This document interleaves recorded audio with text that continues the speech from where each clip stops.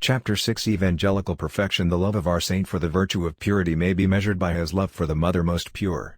He was not immune, as were some saints, from impure temptations, but rather severely molested by them.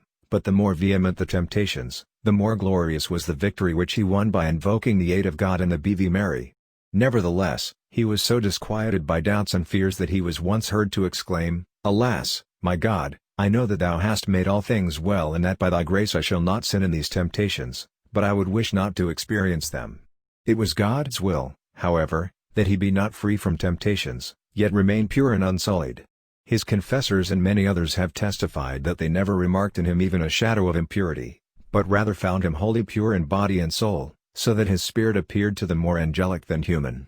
In his love for purity, and in order to lead others to esteem it, he was wont to say that a pure soul was like a crystal vase, beautifully polished and filled with fresh, clear water, which everybody prizes in the time of heat, but if only a single drop of oil were poured in, the whole mass of water would become an object of disgust. With a like purpose he admonished all by word and example to flee every danger threatening this virtue. Only when obedience required it, would he associate with persons of the other sex. He was wont to say, "It is a dangerous thing to associate with women, who but harm him who wishes to belong to God. One must avoid them and associate with them only when obedience demands." God rewarded his spotless purity by granting him the power to free those who were molested by temptations against chastity, at times by the use of some object, at other times by mere words. A youth who was suffering from a very grievous temptation was freed on girding himself with the girdle of the saint. A Turk who had been recently converted to the Catholic faith complained to the saint of more vehement temptations than he had ever had before. Joseph replied that this was due to the fact that formerly his false religion had not forbidden impurity and that the devil does not strive to secure control of what he already possesses. From that time on the man felt freed from these temptations and confirmed in the Catholic faith. The most certain and miraculous evidence, however, of the saint's angelical purity was this, that he perceived a stench emanating from the bodies of incontinent persons, and that his own body exhaled an exceedingly pleasant odor which was noticed by others. On seeing a licentious person he recognized him as such by this stench. Once he appeared restless and perplexed, and, on being asked what ailed him, replied that he had just spoken with a licentious person, who had filled his nose with such a stench that he could not remove it, not even by using snuff. To fill others with a horror of the vice of impurity, he was wont to say that the impure stank before God, before the angels and men. The best proof of Joseph's purity, said Cardinal Brancati, was given to all those who associated with him or only touched an object belonging to him, for there emanated from him a most pleasant perfume, which clung for a long time to all things he used. Even the rooms through which he passed long retained this unusual odor, and to find the way he had gone, it sufficed to follow this odor. This perfume which he diffused was regarded by all as supernatural, for it could be compared to no other perfume than that which emanated from a breviary of St. Clare, preserved in Assisi, and that of the shrine in which the remains of St. Anthony are laid to rest, in which those who have perceived it have called a fragrance from paradise. Our saint excelled in religious poverty. Although religious are permitted the use of many articles of food and clothing, yet he wished to be bereft not only of all superfluities, but even of most necessaries of life. His habit was ever the worst he could secure, and under it he wore a rough undergarment which better deserved the name of a cilice than of a garment. His small clothes were of rough linen. He never dressed otherwise, not even as a protection in the cold season, and put on slippers only when he appeared in public. If questioned, on arriving at a monastery, whether he had brought his clothes with him, he replied that he had certainly done so, referring to the clothes he wore. In his last illness he consented to take 2 white handkerchiefs at the insistence of the surgeon, but when he saw they were made of linen, he said, "They are too fine," and returned them, taking in their stead others of coarser material. His poverty in all other regards was of the same heroic mold. He ate but once a day, and then only a few herbs and vegetables, seldom fish. Several times, when commanded to do so, he ate meat, but, as already mentioned, his stomach always rejected it. He ate alone in his cell, lest his frequent ecstasies cause disturbance in the refectory, and after meals insisted on the removal of even the smallest remnants of food. The furniture of his cell consisted of a prie-dieu, 2 cane chairs, a small table and several paper pictures of saints. His bed was made up of several boards and a pallet of straw. This uncomfortable and poor bed was so dear to him that once, when he was commanded to use a mattress and linen sheets because of illness, he could not bear this unwonted comfort, but said he felt as if all his bones were crushed. In order to satisfy him, his superior allowed him to use his dear boards again. The saint had a great aversion to money. He always refused it, and when importuned to take it for the benefit of the monastery, would request the donors to bring it to the superior.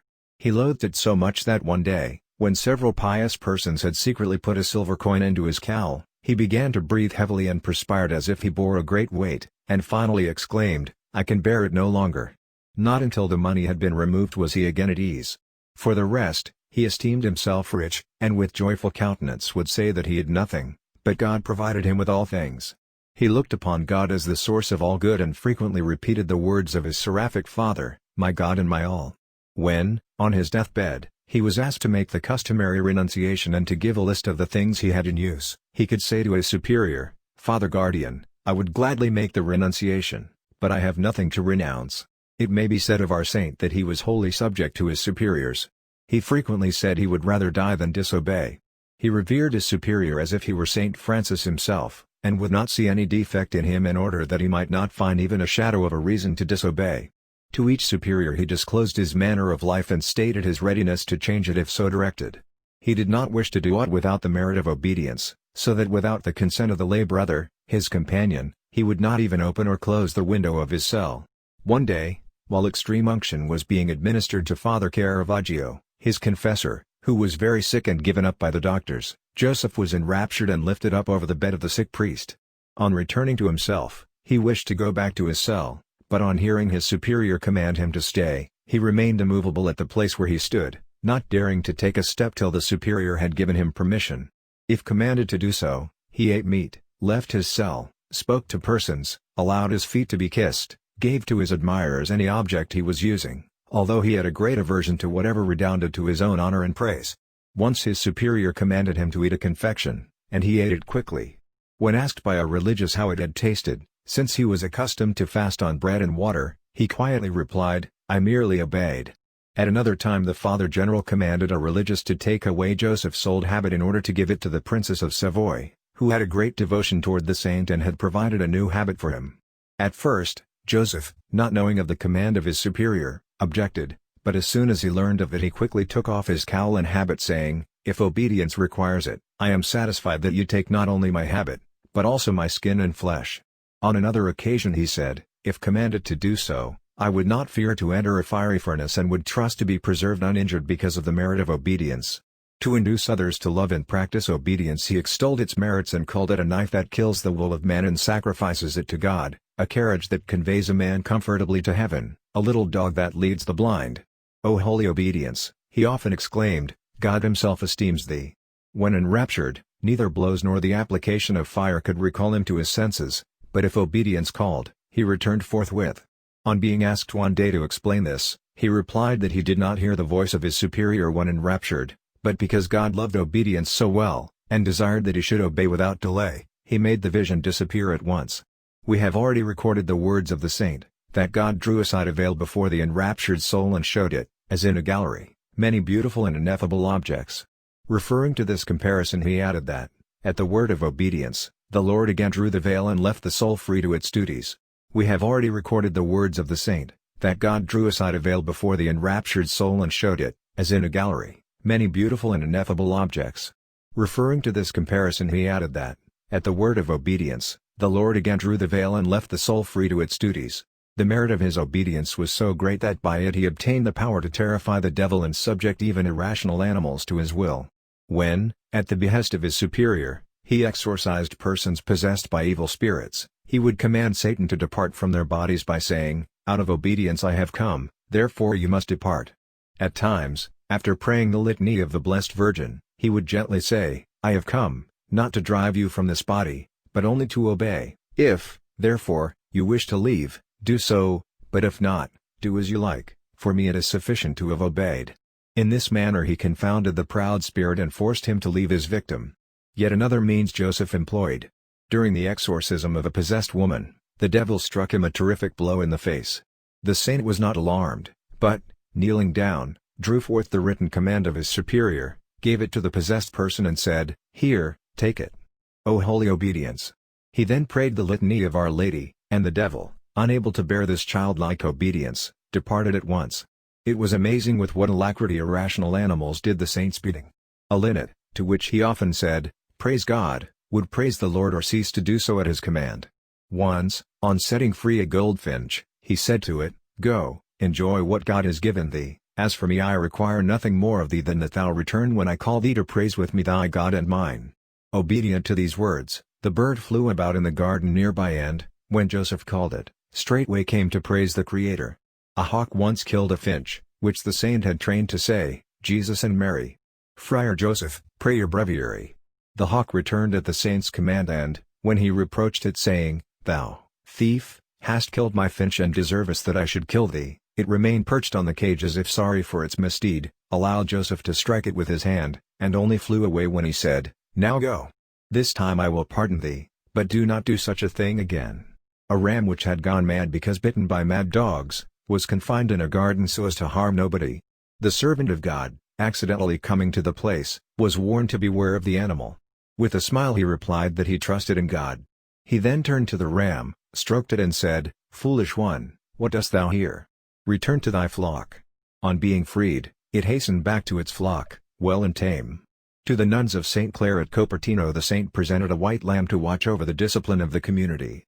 The lamb was always first in all exercises, abstemious, quiet in the chapel and ever alert to wake the sleepy by butting and jostling or to remove with hoofs and teeth any vain finery which it observed.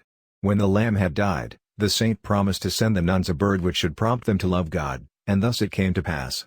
One day as the nuns were reciting the divine office, a forest songster perched on the window of the choir and sang most sweetly. And thus day by day the merry warble of the feathered songster accompanied and encouraged the chanting of the nuns, until one day it saw two novices quarreling and flew between them in an endeavor to part them with its outspread wings and tiny claws. One of the novices struck the bird, and it flew away and did not return, though it had been with the community for 5 years. The nuns were grieved because of this and complained to Joseph, but he said, "It serves you right, why did you provoke it and chase it away? It is unwilling to come again." But, at their urgent request, he promised to send the bird again. At the first summons to choir, the bird not only came to the window and sang, but, grown more tame than before, flew into the monastery. The nuns tied a small bell to its foot. When it failed to appear on Holy Thursday and Good Friday, they again had recourse to Joseph, who replied to them, "I sent you the bird that it should sing, not that it should ring a bell. It has stayed away because during these days it has guarded the Holy Sepulchre. I will see that it comes back again." And the bird returned and remained a long time with the pious nuns. The saint commanded 2 hares near the convent at Gratella, saying, "Go not too far from the church of Our Lady, for there are many hunters lying in wait for you."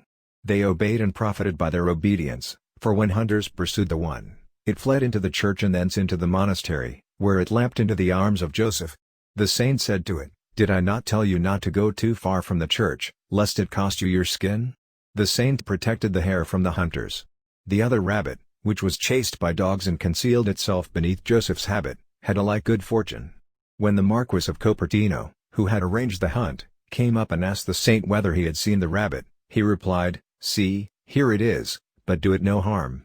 The saint then said to the animal, "Go, jump into those bushes and remain there without moving."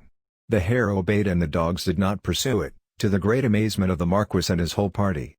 Chapter 7 In his life he did great wonders. To this heavenly light of wisdom was added another, by means of which Joseph knew the thoughts and secrets of others. When anyone stained with sin came to him, he said, "Go wash your face which you have sullied with ink," or, "Adjust your bow," referring to the person's guilty conscience. If such a person replied, he was not conscious of any particular sin, Joseph would add the time, place and circumstances of the sin. On the return of such a person after confession, he kindly said, "Now all is well again with you." He even knew the guilty ones without seeing them. Once he said to one who rapped at his door, "Go first to confession, then come again and enter." Similar occurrences are recorded of him as a confessor. A woman made her confession and added that she knew of no other sin. But the saint replied, "Confess those evil thoughts to which you consented," naming the occasion and place. The woman thereupon confessed that it had indeed been so. In like manner he said to a novice, whom he had advised to write his general confession, "My son, here you have not expressed yourself well, for it was not as you have written here, but thus and thus." On one occasion he revealed in a discourse to the novices their most hidden faults, so that all were greatly amazed. If anyone prayed the divine office, the litany or rosary with him, Father Joseph called attention to any distractions the person entertained. To one he said, "Remain here," thus referring to his wandering thoughts. To another he said, "You have prayed the Our Father very distractedly." Another, who had not yet prayed the office for the day, was asked at nightfall by the saint, "Where is the divine office? The breviary cries out against you." It is related that people who had not a clear conscience or were slaves to passion, dreaded to meet him. As he disclosed faults, so, too, he often revealed to others their good works and anxieties. Thus, he thanked a lady named Elizabeth, whom he met coming from church, for a Salve Regina which she had prayed for him. To a tertiary who feared to reveal to him some doubts which troubled her, he said, "Why do you fear? Tell me your difficulties." Without allowing her to speak, he then revealed to her all she had wished to say to him. On another occasion he said to the same person, "Yesterday you scourged yourself and practiced one other mortification. You entertained this thought. In future you must do this and omit that." He revealed to Cardinal Rapaxioli, Bishop of Terni, the good works he had done while in his room.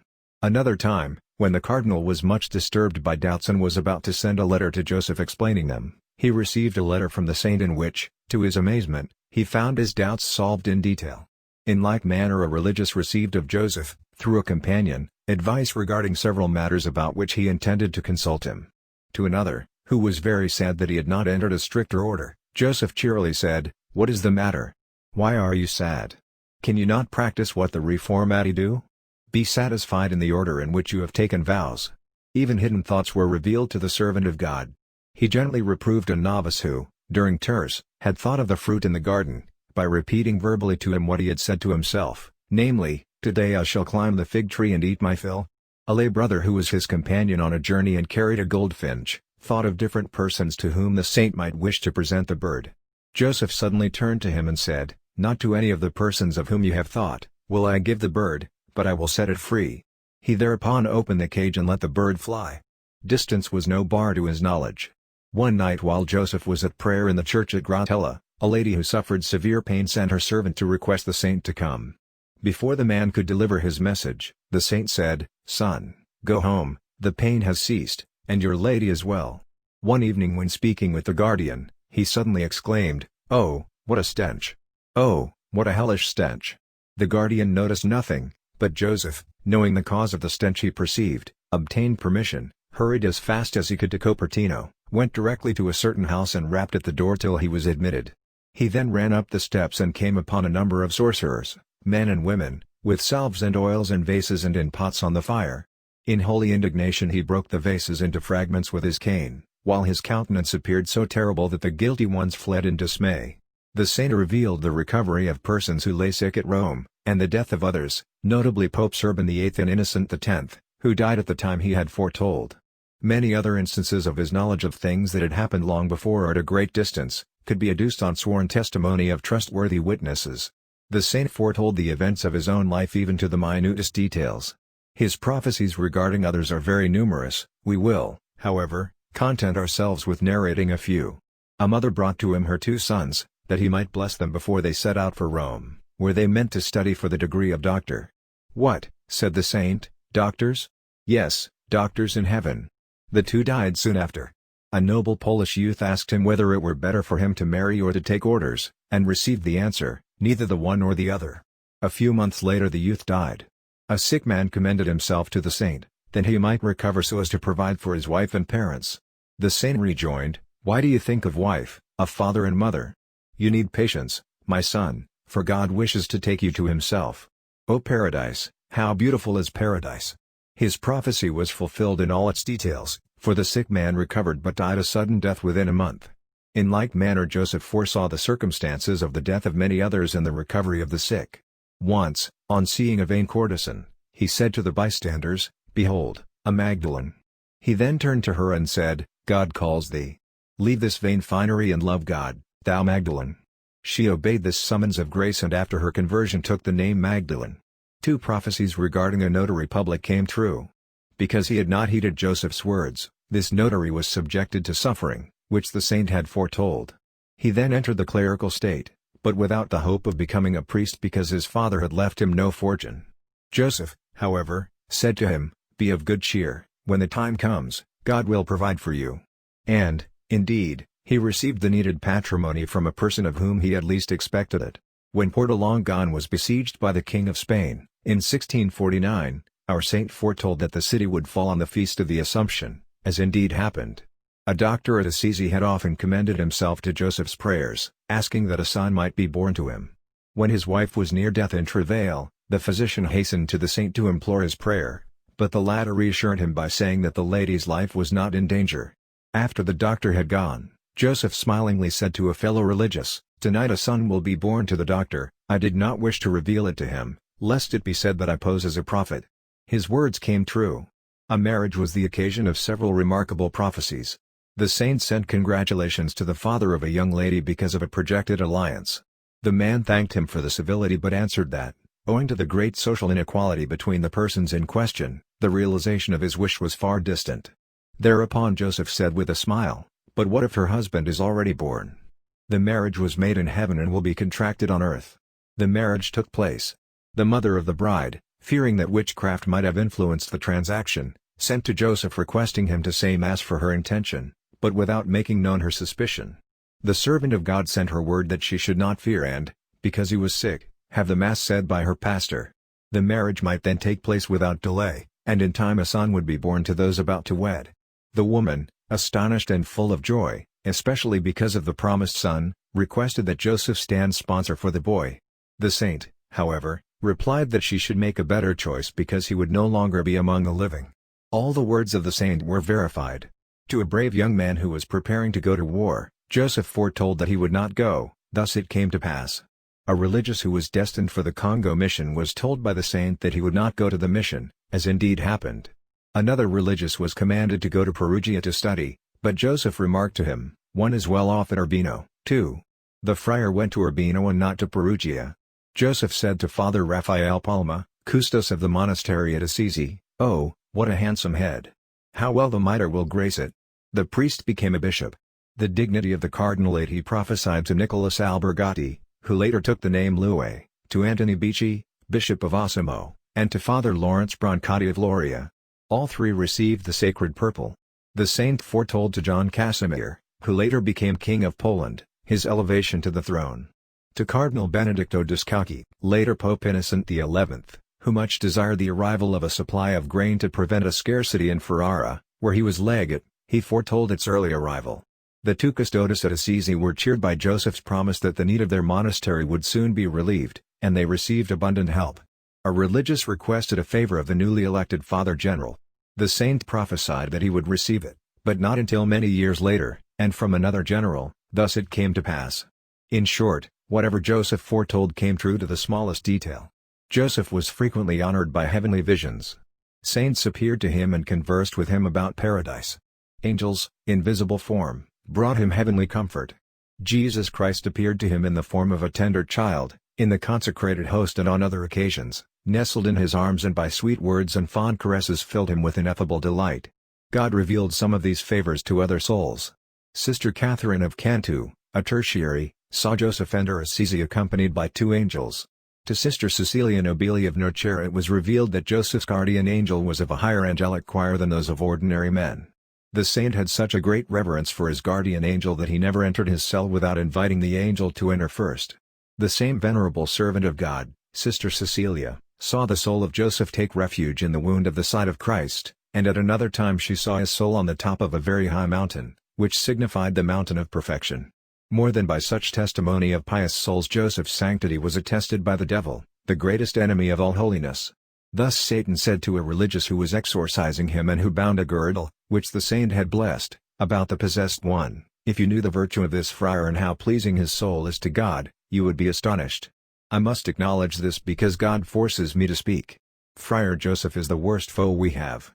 The infernal spirits treated Joseph as their enemy." One night the servant of God was standing before the altar of St. Francis, in the Basilica at Assisi, when he heard the door open violently and saw a man enter, who advanced so noisily that his feet seemed cased in iron. The saint regarded him closely and saw that, as he approached, the lamps went out, one by one, till finally all were extinguished and the intruder stood at his side in utter darkness. Thereupon the devil, for he it was, furiously attacked Joseph, threw him on the floor, and attempted to strangle him. Joseph, however, invoked St. Francis, and saw him come forth from his tomb and relight with a small candle all the lamps, at the gleam of which the fiend suddenly vanished. By reason of this occurrence Joseph gave St. Francis the name Lamplighter of the Church. The devil made other attempts on the life of Joseph, by throwing him into a rapid stream in order to drown him, by taking hold of him to tear him to pieces, and by endeavoring to run him through with a sword, but all to no purpose. Though the evil one did succeed in striking him so terribly that his fellow religious were horrified by the noise of the many blows and the rattling of chains, he did not succeed in tiring the patience of the saint. When asked by his fellow religious as to the cause of the strange noises in his cell at night, Joseph laughingly replied, "It was only fun." All the devil accomplished by his implacable hatred was to give unmistakable proof of Joseph's sanctity. Our saint frequently wrought miracles. We have already mentioned some and shall now relate a few others of the many that are on record. In the hands of Joseph, or at his word, bread, wine, honey and other similar things were multiplied. The lame and the crippled he cured by giving them a crucifix to kiss. He restored sight to the blind by the touch of his hand, by placing on their heads his biretta or something he had written. By the sign of the cross he healed many of the fever and even recalled the dying to life. Chapter 8 Glorified in the sight of kings. One need not marvel that a man of such great virtue and enriched with such gifts, attracted men and aroused in all the desire to rank him among their number, as did the arch-confraternity of St. Antony of Padua at Rome and the confraternity of St. Stephen at Assisi. Everyone esteemed it a privilege to know him and to associate with him. His presence was so charming, his words so gentle, and his company so pleasant, that all were forced to love him. Many persons of the highest rank came to visit him. He was universally called the Holy Friar and esteemed as such. Besides Cardinals Facchinetti, Ludovic, Rapaxioli, and Odescalchi, who have already been mentioned, Cardinals Donghi, Pallotta, Verospi, Paluzzi, Sacchetti and others admired and revered Father Joseph as a saint. On visiting him, they were much edified by his virtues, his holy words, his ecstasies and flights, and other wonderful gifts which they observed. Prince Leopold of Tuscany, who was later created cardinal, went to Assisi for the express purpose of making Joseph's acquaintance. While there, he had the good fortune of seeing him fall into ecstasy, with eyes fixed on a picture of the Mother of God, when the Father Custos said some words in praise of the Queen of Heaven. The fame of Joseph's sanctity spread to Germany, France, Poland, and other countries, so that besides the Duke of Brunswick and the High Admiral of Castile, already mentioned, many other princes and lords came to Assisi to visit the holy man. Such visitors were the Duke of Bouillon from France, Isabel, Duchess of Mantua, from Austria, Princes Radziwill and Lubomirski with their wives, Prince Zamoyski and other grandees from Poland. The royal prince of Poland, John Casimir, visited the saint repeatedly. Joseph, on hearing of his wish to become a religious, advised him to enter the Society of Jesus in preference to any other order, because he would be forced to leave the religious state, which he could not do if he entered any other order. On another occasion he advised the prince not to take sacred orders, and said God would reveal his will to him explicitly. John Casimir was raised to the cardinalate by Pope Innocent X, but after the death of his brother Ladislaus was elected king of Poland.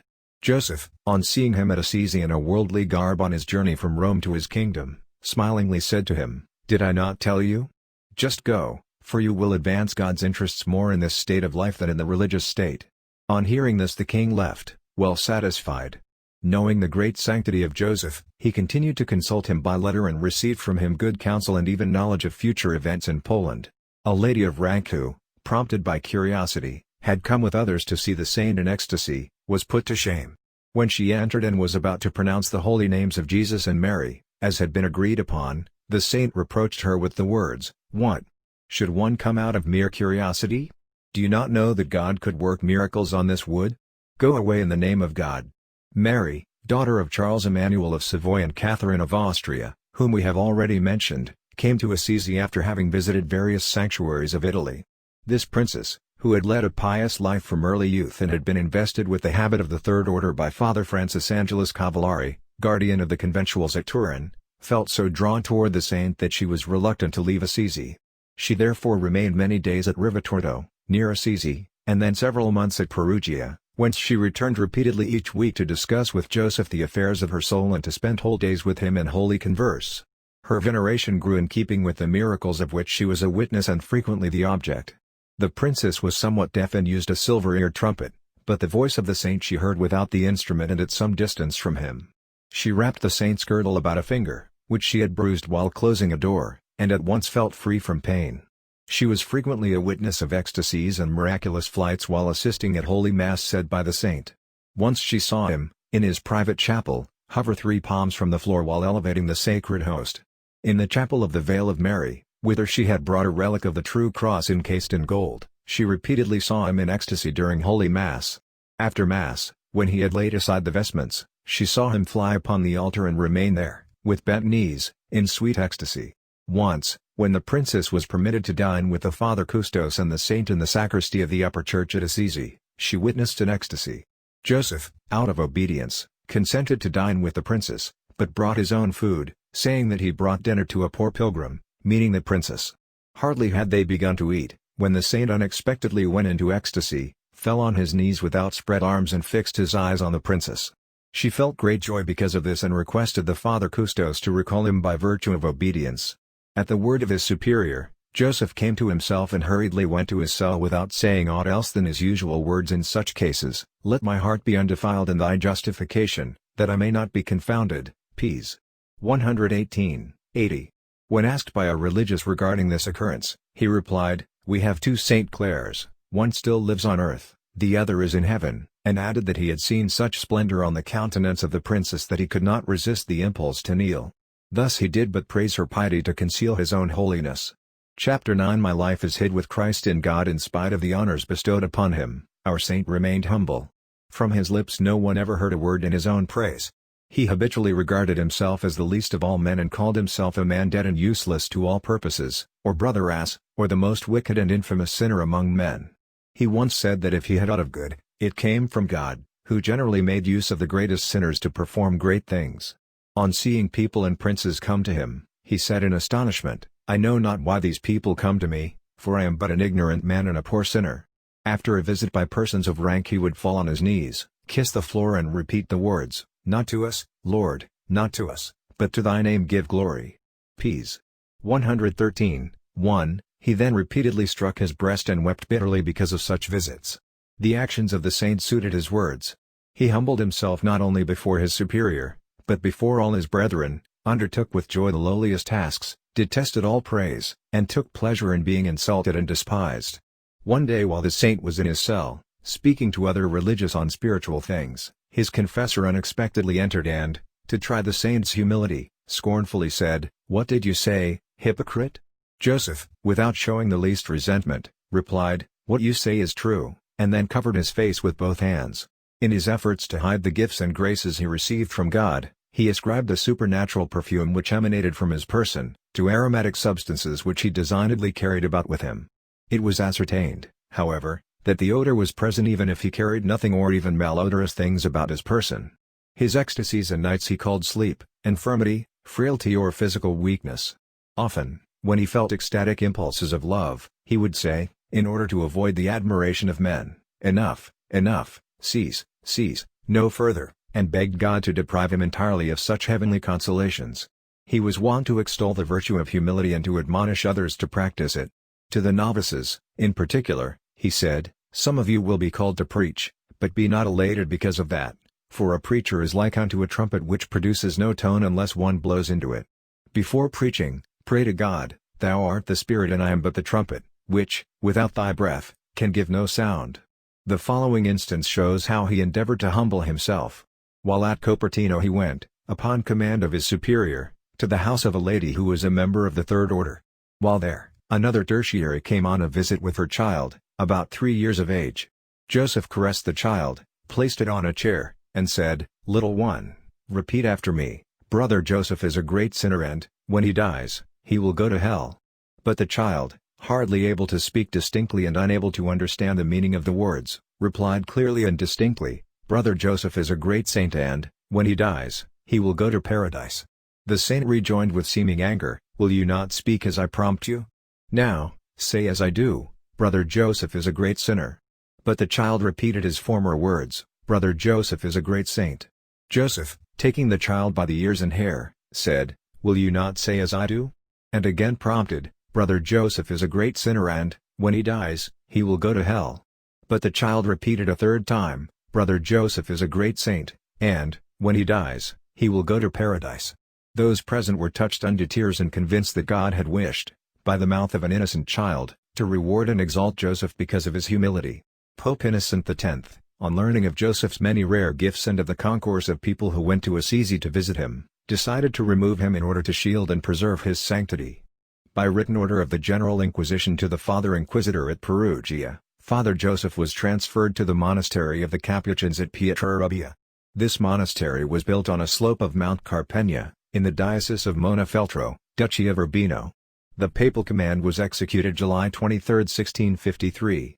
Although Joseph, by divine revelation, foresaw this trial, he manifested some anxiety, because he wished to live with his beloved fellow religious near the tomb of his seraphic father. In fact, he was so frightened that the Father Custos had repeatedly to reassure him. Obedience, however, prevailed over his fears and, kissing the feet of the Father Inquisitor, he hurried into the carriage which stood ready. Tranquil of heart he undertook the journey, even though he knew not his destination. The journey was an occasion for new manifestations of the saint's virtue. In a litter carried by 2 mules, which was substituted for the carriage at Città di Castello, he crossed ravines and rocks without mishap, to the great astonishment of his companion. On his arrival at Pietrarubia, he prostrated himself at the feet of the guardian, whom he recognized, though he had never seen him before. This superior had received strict command from the Father Inquisitor to restrain Joseph from associating with others than Capuchins and from corresponding with anyone. The saint was so perfectly obedient in all things that he took no step without the leave of the superior and never inquired as to the reasons for the restrictions to which he was subject. At Pietrarubia Joseph continued to practice mortification, patience, and every other virtue. At times he would weep bitterly over the sufferings of Jesus Christ. At other times he would joyfully sing his usual spiritual hymns, in which he occasionally invited the Capuchins to join. Here, too, he was favored by God with the knowledge of the secrets of others, with revelations of future events, with frequent miracles, with apparitions of angels and saints and of Jesus Christ himself, and with continual ecstasies in his cell or in the garden, but especially at the altar. The Inquisition intended that the saint should remain hidden in the solitary mountains. God, however, permitted him to become so widely known that the church could not hold the crowds which gathered to assist at his mass. Because of this some removed the roof, while others broke openings into the wall of the church in order to see him. For greater convenience many built themselves huts near the monastery or even erected inns. The saint stayed 3 months at Pietrarubia. Then command was given by Rome to the Archbishop of Urbino to remove him to the Capuchin monastery at Fossombrone. Mario Viviani, canon and archpriest of the cathedral, was entrusted with the execution of the task. Our saint, buoyed up by the thought that God is everywhere, undertook with joy this journey to Fossombrone. It was characterized by frequent ecstasies and miracles. A stubborn mule, attached to the saint's litter, and a horse used by one of the party, which before had refused to bear any burden, were quiet and obeyed the voice of the guide during the journey. A violent shower, which annoyed the others very much, did not even moisten the saint's garments. Although the greatest secrecy was observed, his arrival at the monastery of Fossombrone became known at once to the people. They came in throngs to the monastery, desirous to see the saint and to commend themselves to his prayers, and they came in such numbers that, for fear of violence, the friars dared not go out, but concealed themselves within the convent. In spite of this concourse of people, Joseph was dead to the world and isolated to such a degree that he said Mass at a private altar prepared for the purpose. Here was verified his reply to the Father Guardian, who had asked him one evening, when about to retire, "What are you doing here, Friar Joseph?" The saint had joyfully answered, "I am burying one who is dead." The solitude gave him so much greater freedom for God, with whom he conversed without interruption. The virtues of the saint most remarked during his stay at Fossombrone were charity toward the sick religious of the monastery and obedience. The saint did not even go down into the garden without special permission, although he was free to do so. Of the many ecstasies which occurred at Fossombrone 3 deserve special mention. The first took place in the monastery garden when a Capuchin, in presence of the saint, spoke of the glories of Mary. Uttering his usual loud cry, the saint ran towards the speaker with outspread arms and with such impetuosity that both fell to the ground. The other Capuchins, hearing the noise, hastened thither and saw Joseph immovable and in ecstasy, in which condition he remained about an hour and a half. The second rapture occurred in the same garden on the evening of the Sunday on which the Gospel of the Good Shepherd is read. Joseph happened to see a lamb in the garden, and mounting as usual from created things to the contemplation of the supernatural, joyfully said, "Look, a lamb." When he was about to take hold of it, a friar quickly lifted it and placed it in his arms. After petting the animal he took hold of its feet and placed it on his shoulders. Absorbed in contemplation of the Good Shepherd, he then began to run about the garden, saying with joy to the guardian, "Father Guardian, see here the Good Shepherd, who brings back the lost sheep." Finally, he threw the lamb into the air and flew after it above the highest trees, where he remained enraptured, kneeling with outstretched arms for more than 2 hours, to the amazement of the religious. The third ecstasy was experienced by the saint on Pentecost. When, during his Mass, he came to the words of the sequence, Veni, Sancte Spiritus, the fire of divine love burst forth with such power in his breast that he tore himself from the altar and, with a noise like thunder and the speed of lightning, gyrated about the whole chapel with such impetuosity, that all cells of the dormitory shook and the terrified religious ran out from their rooms, crying, "An earthquake!" But, on entering the chapel, they discovered the cause of the disturbance to have been the saint, whom they found in ecstasy and absorbed in contemplation of the divine Comforter. Joseph spent about 3 years at Fossombrone, with the exception of the few days of the provincial chapter, during which he was, by command of the Holy Office, transferred to the Capuchin monastery at Montevecchio. Here he lived with great joy, especially in consequence of a vision of the dear old saint, as he called Saint Felix. After his return to Fossombrone, Christ appeared to him in the guise of a pilgrim and strengthened him. The Capuchins became attached to him and revered him because of the occurrences just related, the fulfillment of his prophecies and his insight into the thoughts and secrets of others. To a priest he revealed a temptation that had disturbed him at Mass. To a novice he said, "Son, you have a good mother, she blesses you daily with the sign of the cross." The novice later learned that his mother gave him this blessing each day from a balcony. The religious were attached to him also on account of the holy admonitions which he gave them. One religious asked him, whether he knew that those who carried the rule of Saint Francis about their person would be blessed by the Seraphic Father. Joseph replied, "I know it well, but it is far better to have the rule in one's heart than to carry it about." By reason of these and many other happenings, it was not surprising that these pious religious were grieved to learn that the saint was about to leave them.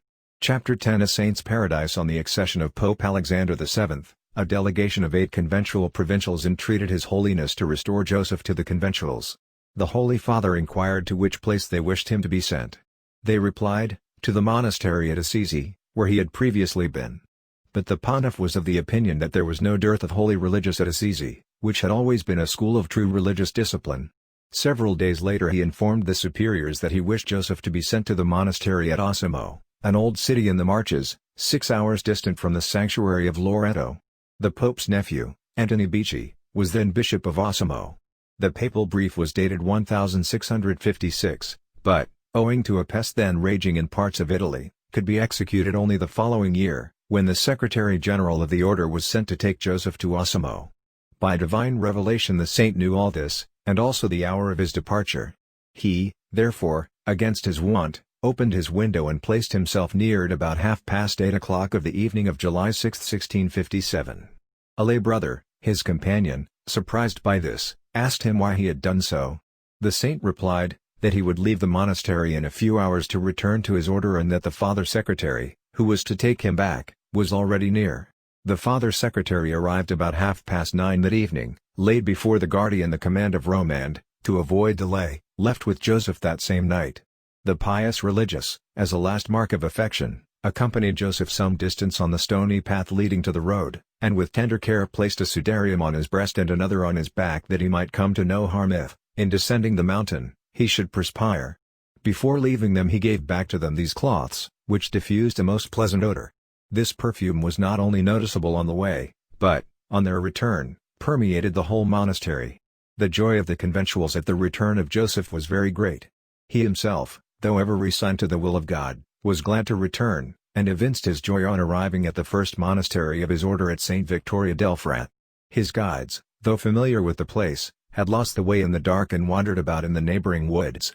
The saint, who had never before been in the place, said to them, "Go yonder, where the moon is rising." They turned in that direction and soon saw the bell tower of the church which adjoined the monastery.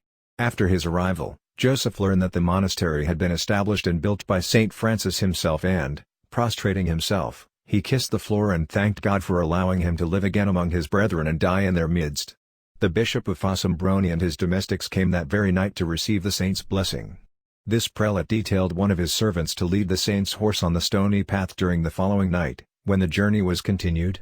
The better to perform his task, the servant held the bridle of the saint's horse with one hand and with the other a burning candle.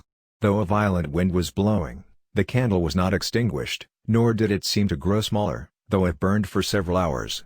The man ever after preserved the candle as a relic. To avoid any concourse of people, the party avoided the cities and larger villages and stopped only at hamlets and farms. At one such farmhouse a poor woman complained to the saint that the melons from the sale of which she derived a livelihood for herself and family, were being destroyed by worms. Joseph, moved to pity, blessed the garden, and that year it produced more and larger melons than ever before. When the saint finally arrived at the walls of Osimo, he was obliged to wait till evening to enter the city.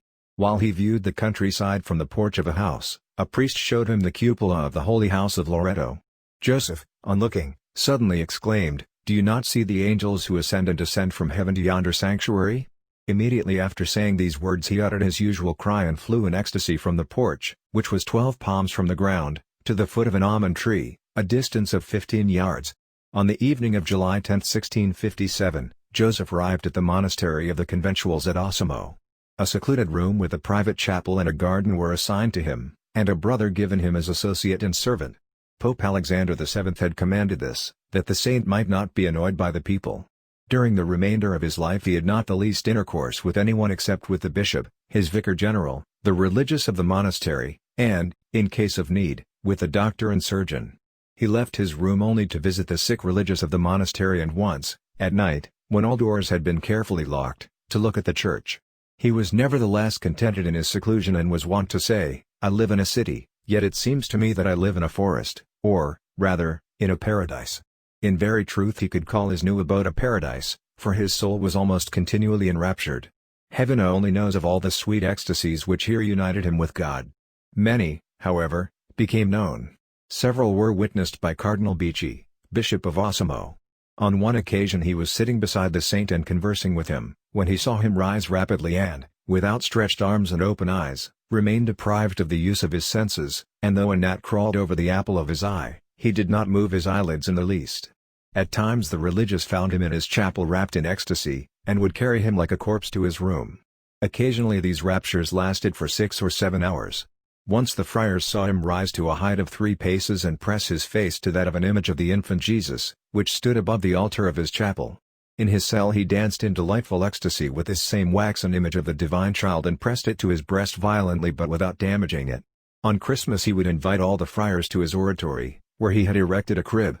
He would then sing songs he had composed in honor of the Christ child and invariably fall into ecstasy. He loved the child Jesus much, and it is recorded that Jesus appeared to him in the form of a child at Osimo and at other places. His life at Osimo was one of prayer. His daily prayers included the Divine Office, the Little Office of Our Lady, the Office of the Dead, the Office of the Cross, the Office of the Holy Ghost, the 7 penitential psalms with prayers, the Litany of Our Lady, and the Rosary. What time remained was given to pious reading, edifying converse with his fellow religious and enjoyment of heavenly delights when he celebrated Holy Mass. It was certainly marvelous that the saint always continued the Mass where he had broken off, and that during his many ecstatic flights, upwards and downwards, forwards and backwards, his garments were never disarranged. Living for God alone, Joseph slept but a brief time on his bed of boards, and this unwillingly. He ate very little and only Lenten foods. He was satisfied with what was set before him and did not even say a word when his lay brother neglected to bring him any food for 2 days. The devil did not cease to tempt and molest him in various ways. But the servant of God courageously said, "I do not fear his attacks, for I am with God and far from the world." Although the saint lived in such seclusion that he had not visited the city of Osimo and knew none of its citizens, yet he spoke of the city and its inhabitants, of their homes and their affairs, both public and private, as if he had seen all with his own eyes. The inhabitants of Osimo experienced many graces and miracles without knowing who wrought them. Sometimes the miracle was effected by a mere word. He quelled a threatening storm by the words, "Go away in God's name." At times he wrought miracles by means of objects which he used. By a girdle he had worn he freed a man from impure temptations. By like objects he cured such as suffered from earache, severe pains, dangerous fevers, hemorrhages or other infirmities. The supernatural light by which Joseph knew secrets and foresaw the future, continually increased. This gift was especially remarked by his fellow religious. To one of them he related even the smallest details of a journey he had made. Another friar he reminded of having forgotten to recite a promised prayer. One day, when a priest was called to the confessional, he revealed to him that one of his penitents, prompted by false shame, had concealed a sin in several confessions. "Go, kill the scorpion," said the saint. The father confessor understood in these words on seeing a scorpion come forth from the penitent after he had confessed the sin. When several persons recommended to his prayers a peasant's wife, who had been seriously wounded, Father Joseph reassured them by saying, She will not die. By this same heavenly light the saint discovered that several religious had left the monastery one evening during the carnival to enjoy themselves in the home of relatives. "Where are thy sheep?" Joseph asked the father guardian, who came to his room. These words were reported to the friars and they quickly returned and entered the saint's cell. The servant of God was so overjoyed at their return that he took hold of one of them by the arm, lifted him with one hand from the floor and whirled him about the cell, as if he were but a straw. Thus did he show his tender love towards his fellow religious, whom he regarded safe from all danger when in the monastery. Chapter 11 Obtaining the prize would die there, saying, "This is my rest, peace." 131:14. Speaking more clearly of his death he added that, if he were not the first, he should certainly be the second friar of Cupertino to die at Osimo. Events proved him to be the second. He revealed the approach of his death to Father Sylvester Evangelisti on the return of the latter to Osimo from Montefiascone, where he had been 2 years. With him the saint agreed that the one who should die first should be assisted by the other in death. On Father Sylvester's arrival at Osimo, Joseph said to him, "Have you come at last? Why did you not wish to come? Did you not remember your promise to assist me in death?" Even the day of his death he foretold by saying to his brethren that he would die on the day on which he could not receive the immaculate flesh of the divine Lamb, meaning Holy Communion. Knowing that his end was near, he ardently desired the approach of the happy moment when he should be wholly united with God. This holy desire shone from his countenance and revealed itself in his words. It even caused him to loathe all food that might prolong his life. August 10, 1663, he was seized with a fever. This filled him with great joy and he replied, to those who advised him to ask of God the gift of health, "No, God forbid." The rigorous mode of life led by the saint had sapped his strength, weakened his stomach, and emaciated his body to such a degree that he could offer but feeble resistance to the fever. He lay down on his poor couch, resigning himself entirely to the will of the doctors and his superiors. For 5 days the fever was intermittent and he was able to rise each morning to say Holy Mass in his private oratory, where he experienced the usual delights of spirit in a higher degree than ever. He had miraculous ecstasies and flights especially during his last Mass, which he read on the Feast of the Assumption. When the violence of the fever no longer allowed him to celebrate the divine mysteries, he requested permission to assist at Holy Mass and to receive Holy Communion each morning. It was touching to see him glow with delight at Holy Communion, for on receiving the Blessed Sacrament he would exclaim, "Behold, my delight!" and thereupon would swoon away, closing his eyes and turning pale as a corpse. As the illness progressed, the flame of divine love in his heart grew so intense that it could no longer be confined, but frequently burst from his lips in the words, "Love, O love." At the same time he would press his hands to his breast as if he would open it to give vent to the fire within. He would then turn to those who assisted him and admonish them to pray, or thank them for their kindness. The surgeon marveled much to see the servant of God, because of an ecstasy, insensible to the hot iron he applied to cure him. He marveled even more when the saint revealed to him an old and secret sin which he himself had forgotten. When no longer able to rise from his bed, because of the violence of the fever, the saint yet wished to receive Holy Communion daily. The last communion, which he received as viaticum on September 17, the day before his death, revealed the degree and strength of his love.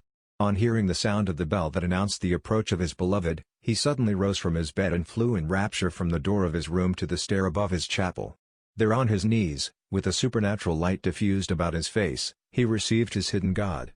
After Holy Communion he fell into a swoon, caused more by love than weakness, and was carried back to his bed.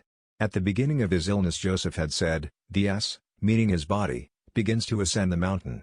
During its progress he remarked, "The ass has arrived halfway up the mountain." Finally he said, "The ass has reached the summit of the mountain, he can no longer move and will leave his hide here." With great fervor he often repeated the words, "I desire to be dissolved and to be with Christ." Philip 1:23, or, "God be praised, God be thanked, the will of God be done." After receiving extreme unction he joyfully cried out, "Oh, what a pleasant odor! Oh, what a fragrance! Oh, what a sweetness of paradise!" He then requested that the profession of faith be read, begged pardon of all for his faults, and entreated that his body be interred, without any solemnity, in some remote and hidden spot, that nobody might know where Friar Joseph was buried. The Vicar General then asked the dying saint to bless him and all present. After receiving his blessing, the Vicar General told the saint that he had been authorized by the Holy Father, through Cardinal Gigi, to give him the papal blessing. Joseph marveled that the Vicar of Christ was mindful of so lowly and worthless a friar and replied, "That is not a favor which one may receive in bed." Although near death, he rose and, supported by those present, went to his oratory, where the litany was recited, and on his knees and with great devotion he received the papal blessing. He was then hurried back to bed, where he prepared for his last journey by repeated acts of love of God. A religious, to cheer him, spoke to him of the glories of paradise. The saint replied, "I do not want to go to hell, because God does not praise there." Another said to him, "Friar Joseph, it is now time to fight and conquer the devil." Joseph rejoined, "The victory shall not be wanting." Nothing remained for him but the glorious triumph, the approach of which he now beheld. The saint felt uneasy, not because of pain, but as he himself said, as a consequence of his vehement love, which prompted him to use all efforts to free his soul from the bonds that still detained it. To Father Sylvester Evangelisti, who spoke to him of this love, he said, "You understand it. You understand it." He gave utterance to this love in the words which he addressed to the crucifix, "Take this heart, burn and rive this heart, my Jesus." To those who suggested to him ejaculatory prayers and mentioned the love of God, he said, "Say it once more." After several ejaculations to his dear mother, as he called the Most Blessed Virgin Mary, and while the priest who assisted him prayed the Ave Maris Stella, Joseph yielded up his soul to God, a sweet smile and bright light spreading over his countenance. The saint died shortly after midnight following September 18, 1663. He had attained an age of 60 years and 3 months and had spent the last 6 years, 2 months and 8 days of his life at Osimo. Joseph was tall and well built. His bearing was dignified, his gestures natural and unassuming. His features were somewhat homely, his eyes black and very vivacious, and, because he habitually raised them to heaven, they gave him a peculiar charm and gravity. The expression of his countenance was always serene and, owing to his habitual recollection, serious and majestic. He wore a long, heavy beard which, originally black, turned grey in later life, as did also his hair. Though he spoke but little, his converse was cordial and animated and often characterized by a holy gaiety. The saint spent nearly half of his life away from his native country, yet he always spoke his native dialect with a singular charm. On opening the body of the saint for the purpose of embalming, it was found that the pericardium was shriveled up, the ventricles of the heart without blood and the heart itself withered and dry. This was looked upon as an effect of the ardor of his love of God. The body was washed with spirits and laid on a sheet. In some unknown way the sheet caught fire and the flames spread over the whole corpse. On extinguishing the flames it was found that the body was not harmed and that the beard and hair were not even singed. The remains were carried to the sacristy and there laid out in state. A barrier of wood was erected around the bier, and 24 persons, 8 canons, 8 noblemen, and 8 religious of the monastery, were detailed to guard the sacred remains. These precautions were necessary, for the people came in great numbers from the city and surrounding country and, crying as with one voice, "The holy priest who lived in the monastery of St. Francis is dead," they desired to see him after death whom they could not see during life. On the 19th of September all were allowed to enter the sacristy to view the remains. This continued till 9:15 in the evening. September 20th the obsequies were held, in which the cathedral chapter, the secular clergy, and all religious communities of the city took part. Till after 11 o'clock in the evening the body remained exposed to public veneration and was then placed in a coffin of wood to be buried next day. A renewed concourse and clamor of the people caused the coffin to be reopened and the body exposed to view for an hour, after which the guards, by persuasion and force, induced the people to leave. The body was then taken from the temporary coffin and laid into another of cypress, and this was placed into a box of oak. Next day the remains were borne to the church and there buried in the chapel of the Immaculate Conception. Chapter 12 The Memory of an Admirable Saint, Clement XIV, Decree extending the feast of Saint Joseph to the Universal Church, owing to the many and striking miracles by which God glorified his servant Joseph after death. The informative inquiries were begun 2 years after his demise by authority of the bishops of Nardo, Assisi, and Osimo. Pope Innocent XI appointed a commission for the introduction of the cause and authorized the bishops of the aforesaid dioceses to conduct new inquiries by apostolic authority. Under Clement XI the usual discussion was begun regarding the heroic degree of the theological and cardinal virtues of the saint.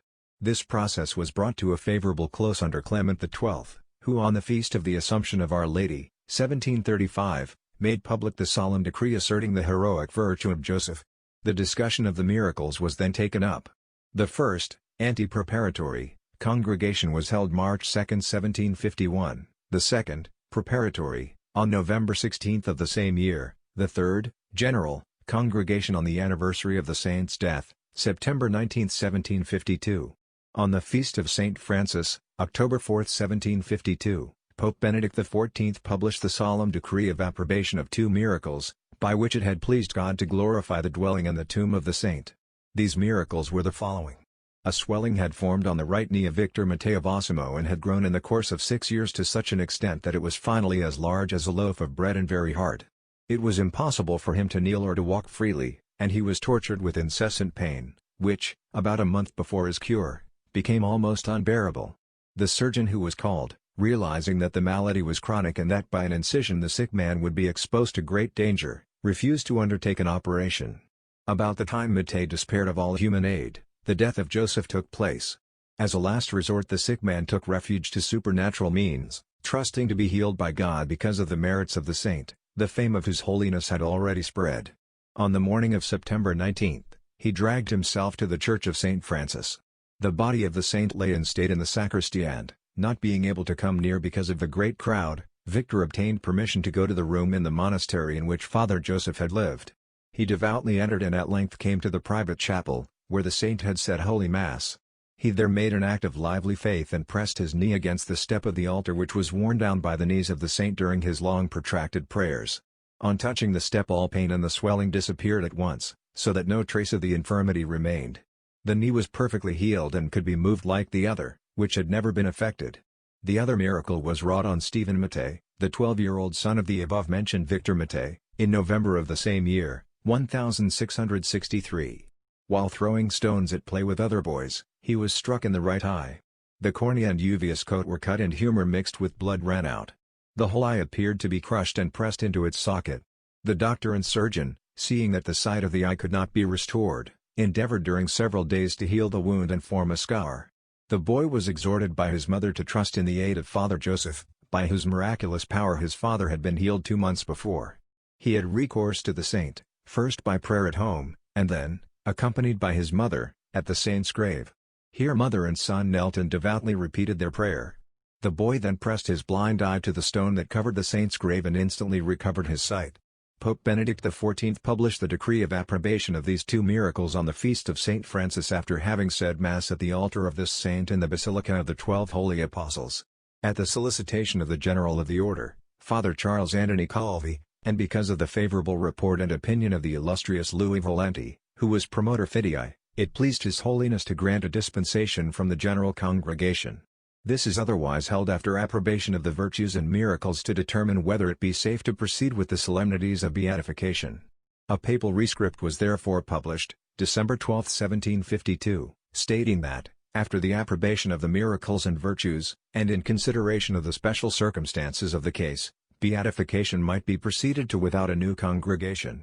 On the feast of St. Matthias, February 24, 1753, the servant of God, Joseph of Copertino, was solemnly beatified by His Holiness, Benedict XIV, in the Vatican Basilica, amid the rejoicings of a great concourse of people.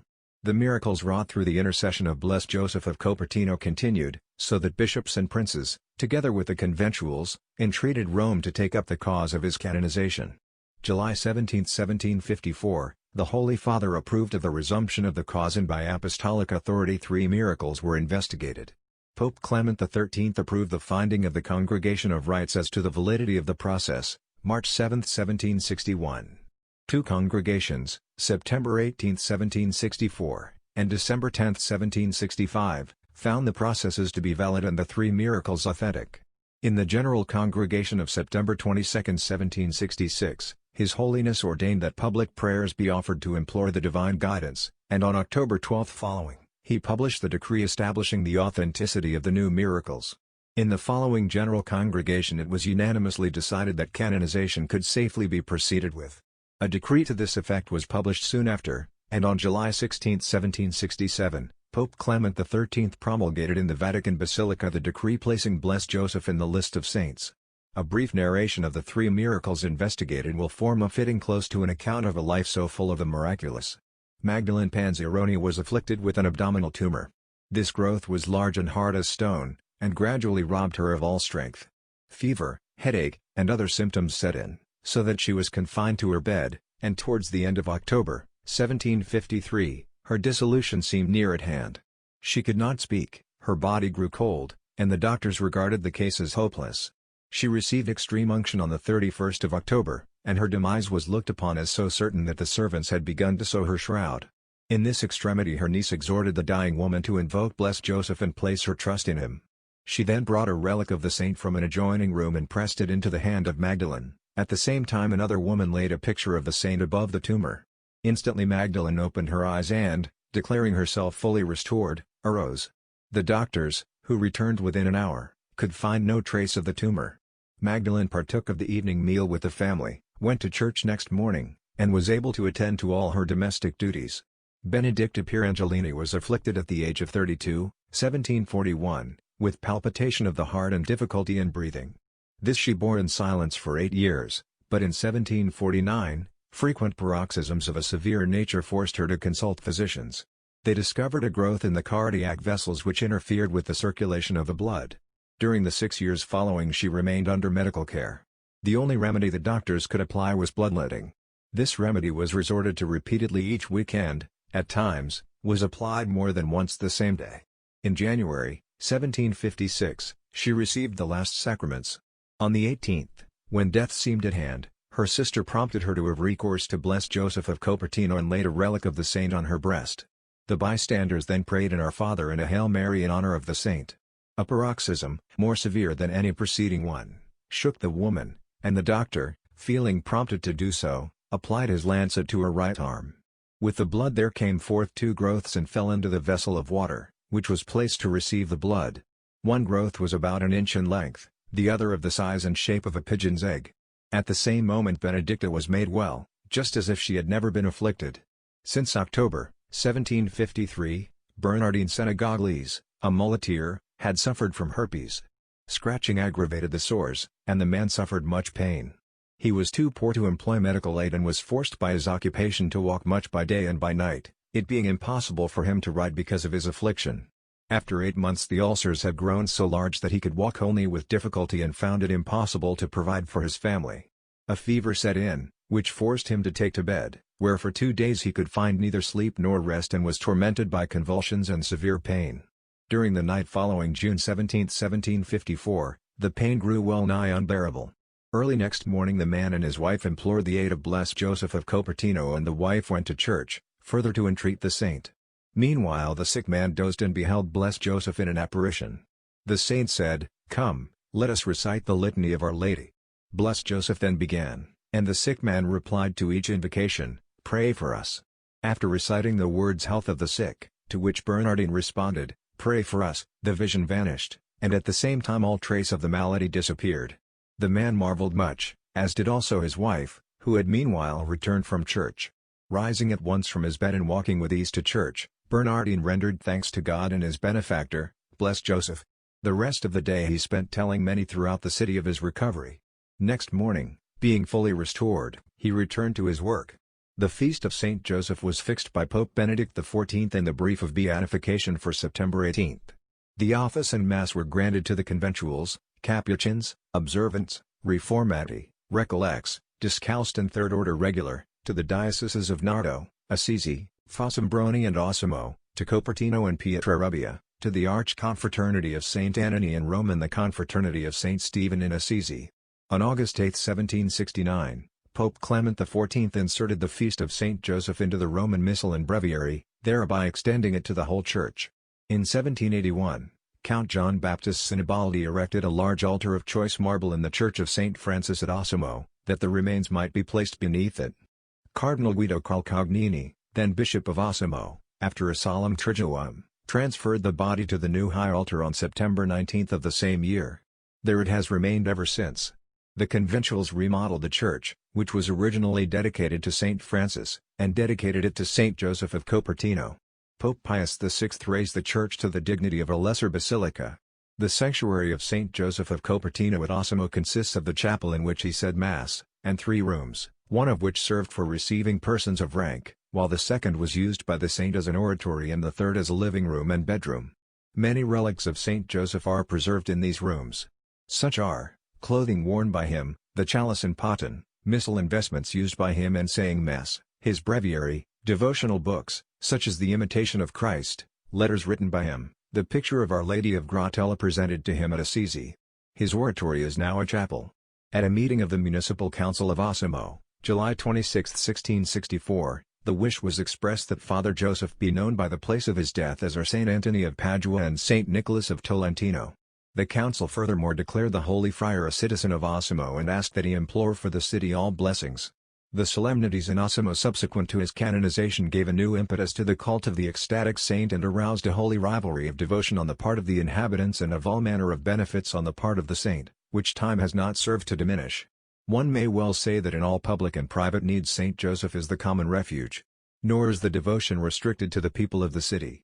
Many are the pilgrims who come to Osimo to venerate the saint and to gaze with mingled reverence and admiration upon that sacred body to which divine love once gave the power of flight.